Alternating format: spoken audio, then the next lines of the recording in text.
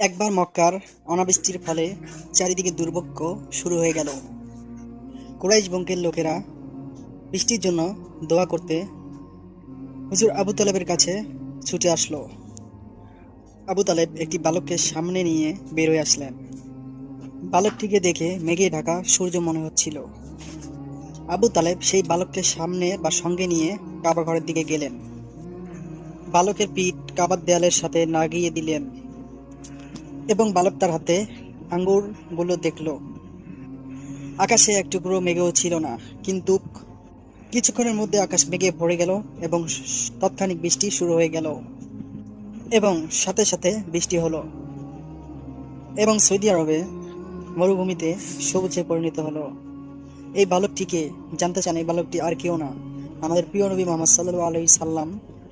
আল্লাহু আকবার, তিনি ছিলেন। আমাদের ইসলামিক ভিডিও ভালোবেসে থাকলে আমাদের চ্যানেলটি সাবস্ক্রাইব করবেন, আমাদের সঙ্গে থাকবেন। ভিডিওটি কেমন লাগলো তা কমেন্টে জানাবেন। একটি লাইক, একটি শেয়ার করতে বলবেন না। আল্লাহ হাফেজ।